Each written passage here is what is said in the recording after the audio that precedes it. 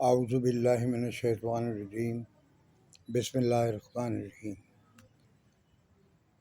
محترم ناظرین کرام، میرا نام خالد ظفر ہے اور میں پاکستان ٹیلی ویژن اور ریڈیو کا 1973 سے آرٹسٹ ہوں۔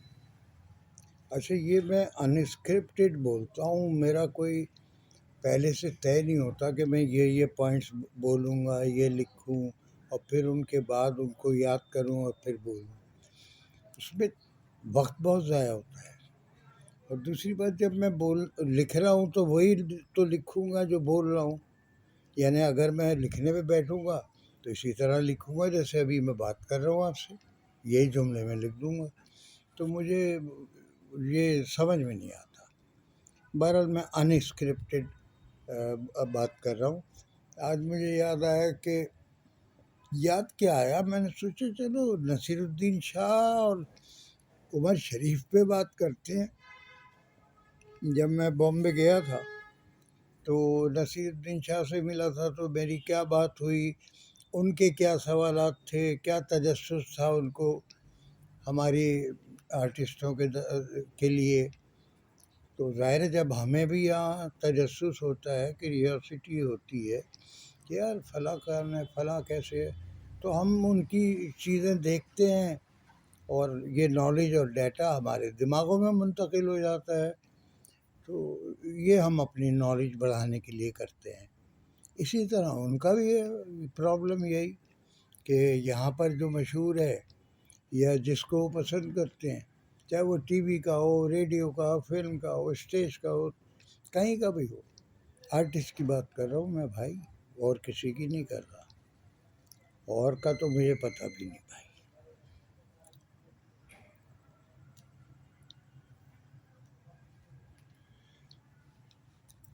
اچھا، کیمرے پہ ریکارڈ کر رہا ہوں، اور یہ اس لیے کہ مجھے اوور لیپ کرنی پڑیں گی پکچرز، تو لائیو کرنے میں نہیں ہو سکتی وہ، مطلب مجھے نہیں آتا، ہو تو سکتی ہیں کوئی سسٹم میں لگاؤں جس میں لائیو انسرشنز آ جائیں تو ہو جائے گا بہت آسانی سے، لیکن چونکہ میں کمپیوٹر پہ نہیں کر رہا ہوں، ڈائریکٹ موبائل پہ آپ سے بات کر رہا ہوں، تو جیسا ہے تیسا ہے، مطلب جیسے کو تیسا، مطلب جیسا ہے مانوان وہی پیش کیا جا رہا ہے۔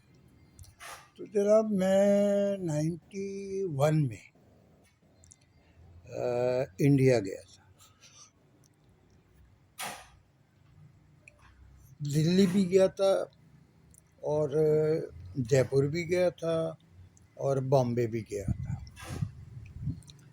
تو 2-3 اسٹیشن ہی وہ الاؤ کرتے ہیں، وہاں پولیس انکوائری ہوتی ہے، رجسٹریشن ہوتی ہے، کہاں ٹھہرے ہیں، کیا ہے کیا نہیں ہے، اور کب واپس جائیں گے، یہ سب ہیڈ آفس میں لکھوانا پڑتا ہے، ورنہ کوئی ہوٹل میں بھی نہیں رکھتا۔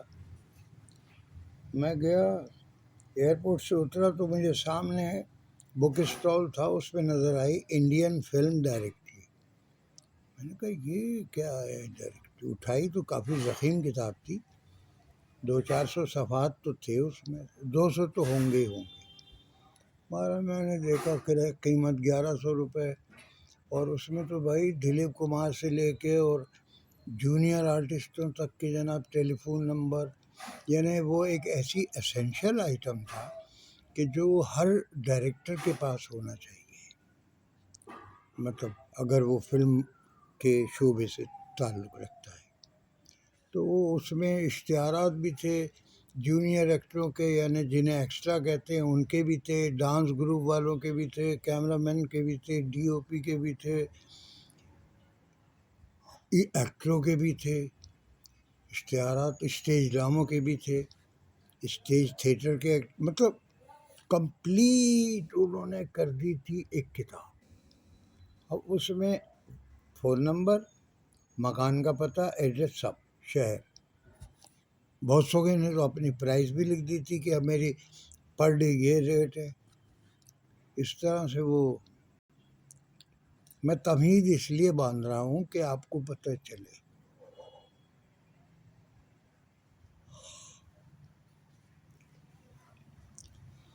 خیر جناب، میں نے پہلے باندرا میں ایک ہوٹل میں گیا، میری وائف اور بیٹی ساتھ تھی ماریا.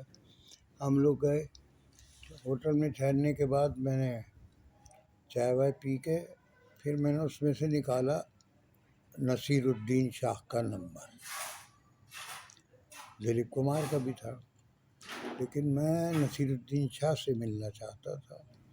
اس زمانے میں ان کا طوطی بول رہا تھا. 8 موویز کا میں دلدادہ تھا.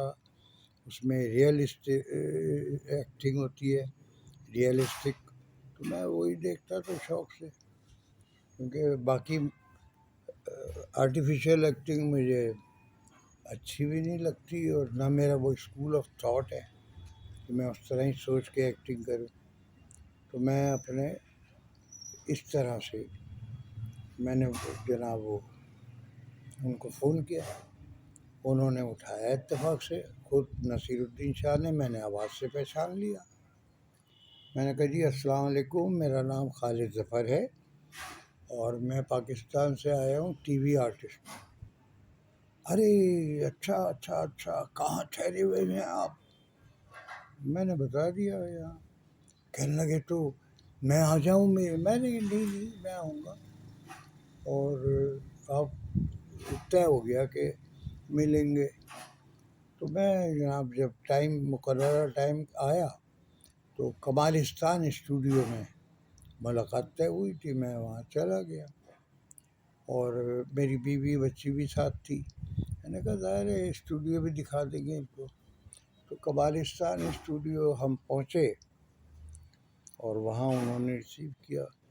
تو وہ 2 کمروں کا ایک ہٹ نما، یعنی آپ کہہ لیں کہ ان کو الاٹ ہوا تھا، جس میں 2 کمرے تھے. ایک میک اپ روم تھا اور ایک ریٹائرنگ روم، جس میں 2-3 کرسیاں پڑی تھی، ایک صوفہ کم بیڈ پڑا تھا، شیشہ تھا اور میز تھی. چائے وائے پی پا کے وہ باتیں شروع ہو گئیں بھائی. تو انہوں نے زور دیا مجھ پہ کہ اب یہ بتائیں یار، آپ تو عمر شریف کے دوست بھی ہیں، ڈراموں میں بھی آپ کام کرتے ہیں ان کے ساتھ. عمر شریف کا وہ پوچھنا چاہ رہے تھے کہ وہ کون ہے، کیسا ہے، کیا کرتا تھا، کیا کرتا ہے. تو مختصراً بتا دیتا ہوں آپ کو.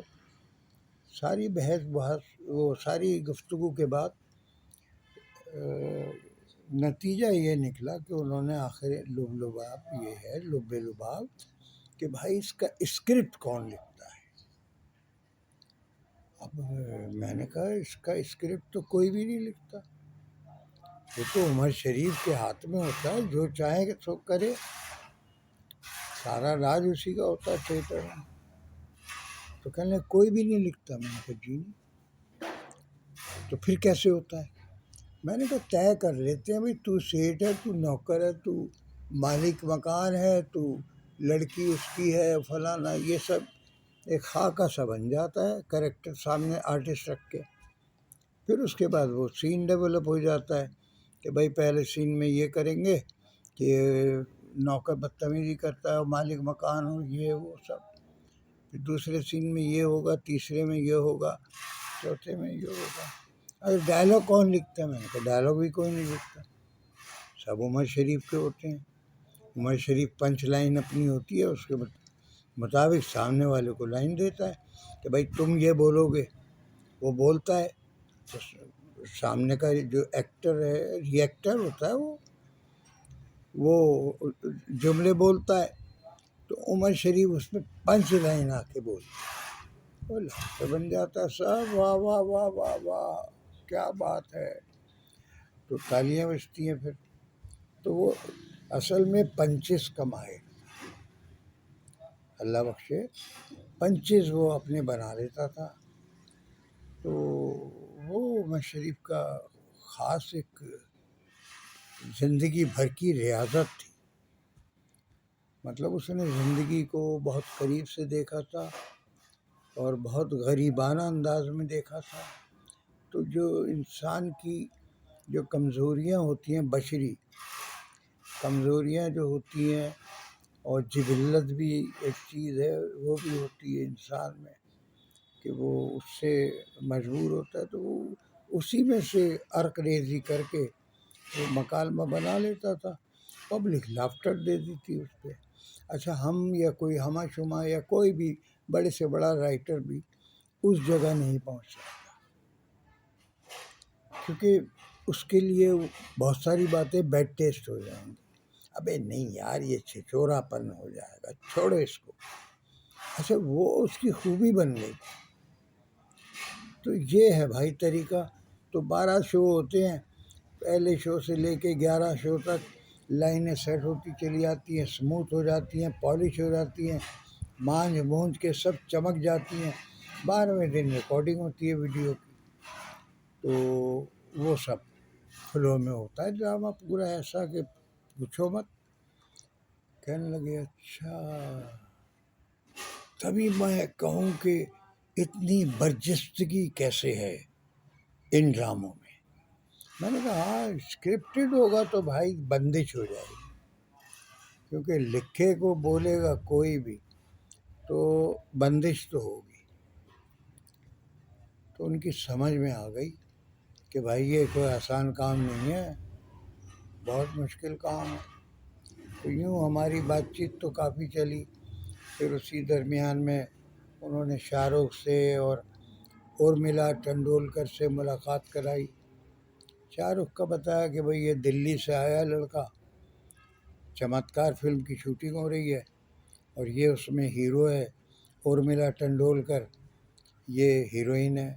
اچھا شاہ رخ کو تو میں جانتا نہیں تھا، ارملا کے بارے میں انہوں نے کہا یہ وہ لڑکی ہے جو میری معصوم فلم میں جس نے ایک گانے پہ پکچرائز ہوا تھا، اس پہ وہ گانا تھا لکڑی کی کاٹھی کاٹھی پہ گھوڑا، لکڑی کی کاٹھی کاٹھی پہ گھوڑا، گھوڑے کی دم پہ جو مارا ہتھوڑا، بھاگا بھاگا دوڑا دوڑا گھوڑا۔ تو ارے میں نے کہا یار تم نے تو بہت کمال کیا بیٹا اس میں ایکٹنگ کر کے۔ اچھا میں نے بیٹا تو کہہ دیا صرف اس لیے کہ وہ بچی نظر آتی تھی اس میں، یہاں وہ ہیروئن تھی پوری جوان، اور لڑکی مطلب جوان۔ تو خیر ان سے ملاقات ہوئی، پھر سروج خان ڈانس ڈائریکٹر جو ہیں ان سے ملاقات ہوئی، سب نے بہت اچھی طرح پیش آئے، بڑے آرٹسٹ نواز لوگ ہیں۔ نصیر نے شاہ رخ سے تعارف کرایا تو اس نے جھک کے پائے لاگوں والی جو ایک رسم ہے وہاں کہ سینئر کا ادب کرنے کے لیے پیروں پہ جھکتے ہیں، اس طرح۔ تو یہ ان کا بڑا پن ہے اور بقول ہندی میں بڑک پن ہے کہ انہوں نے اس طرح ہمیں عزت دی۔ بہرحال یہ آج کی پہلی قسط ہے، میں قسط وار اس کو چلاؤں گا، اور یہ انسکرپٹڈ ہے سب، جو دیکھو ذہن میں آتا جا رہا ہے میں بتاتا جا رہا ہوں۔ شاہ رخ کی بات پہلے ہی بتا سکتا تھا لیکن میں نے نہیں بتائی کیونکہ مجھے یاد ہی نہیں تھا، پھر بات میں فلو آیا یاد آ گیا، میں نے بتا دیا کہ شاہ رخ، ارملا، سروج خان اور ایف سی مہرا، ہاں یہ ڈائریکٹر تھے اس کے، ایف سی مہرا۔ تو ان کے والد بھی ڈائریکٹر تھے فلموں کے، یہ معلومات نصیر صاحب نے دی۔ تو بہرحال بہت سارے میرے نظریاتی اختلافات بھی ہیں، شرعی اختلافات بھی ہیں ان لوگوں سے۔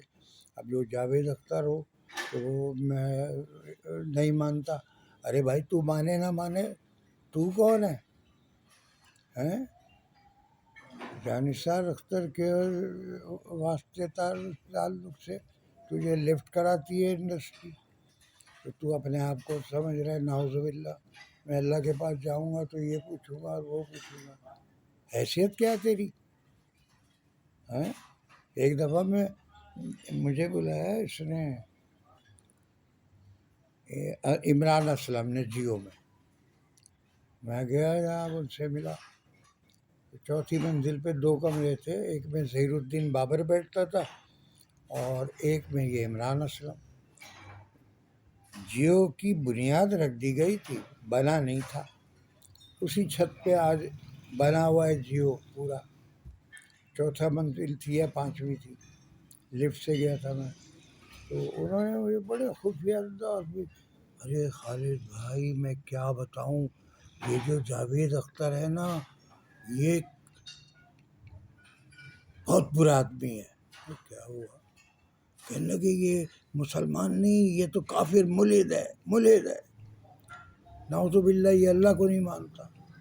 اور یہ بھی بڑا شوق پہنچا کہ یار یہ سالے کو ہم تو مسلمان سمجھ رہے ہیں نام کی وجہ سے، اور یہ تو مسلمان ہی نہیں ہے، ملحد ہوا ہوا ہے۔ تو وہ اپنے آپ کو اصل میں انڈین سوسائٹی میں اپنے آپ کو ضم کرتے ہیں لوگ کہ ہندو ہمیں پوجیں، جیسے شاہ رخ نے ایک گوری سے شادی کی ہے، وہ ہندو عورت ہے، اسی طرح عامر خان نے 2 بیویاں کی تھیں، وہ ہندو، اور بھی بہت سارے لوگ ہیں جو ہندی، جیسے نصیر الدین شاہ کی بیوی ہندو۔ تو یہ صرف اس لیے کرتے ہیں، کمرشل شادیاں ہیں کہ دنیا کو ہندوؤں کے دل میں ہمدردی ہو اور وہ انہیں کام دے۔ بنیادی بات ہے کمرشل فائنینشل۔ تو کمرشلزم کے یہ لوگ ہیں، مذہب تک اپنا داؤ پہ لگا دیتے ہیں۔ لعنت بھیجتا ہوں ایسی آمدنی پہ اور ایسے رزق پہ جس سے آدمی کا مذہب ہی توبہ توبہ توبہ۔ بھائی اللہ پاک اپنے پاس بلائے، صاف ستھرا اور راضی ہو تو بلا لے، معاف کر دے، گناہ سب کرتے ہیں، سب سے ہوتی ہے غلطیاں، کوتاہیاں۔ آپ سے بھی یہی دعا ہے، میرے لیے بھی دعا کریں، اللہ تعالیٰ مجھے بخش دے اپنے پاس بلانے سے پہلے۔ اجازت چاہتا ہوں، آج کی قسط یہیں ختم کرتا ہوں، اگلی قسط میں پھر آپ سے بات ہوگی۔ اللہ